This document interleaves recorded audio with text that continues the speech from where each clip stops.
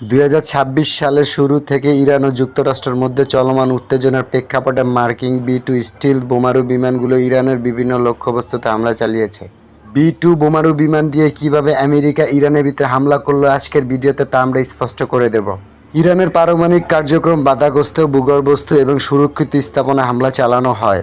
ইরানের মাটির নিচে অবস্থিত বিশাল মিসাইল গুহা বা মিসাইলের সিটি ধ্বংস করতে এই বিমানগুলো ব্যবহার করা হয়েছিল। ইরানের রেভলিউশনারি গার্ড আইআরজিসির কমান্ড সেন্টার এবং গুরুত্বপূর্ণ আকাশ প্রতিরক্ষা এয়ার ডিফেন্স ব্যবস্থা লক্ষ্য করে বোমা ফেলা হয়।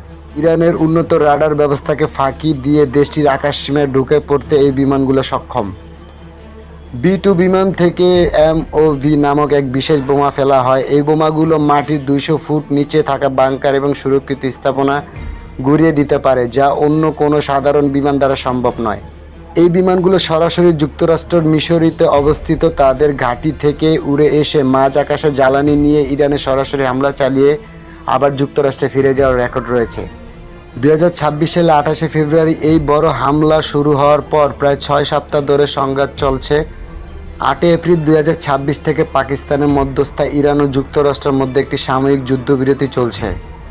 হামলার ফলে ইরানের সামরিক অবকাঠামো বড় ধরনের ক্ষতি হয়েছে বলে দাবি করেছে ইরানিরা। বর্তমানে দুই দেশের মধ্যে আলোচনা পরিবেশ তৈরির চেষ্টা চলছে, যদিও হরমুজ প্রণালী সহ বেশ কিছু বিষয় এখনও উত্তেজনা বিরাজমান। এই ছিল আমেরিকার বি-2 বোমান দিয়ে কিভাবে ইরানের ভিতরে হামলা করে আবার ফেরত চলে গেল।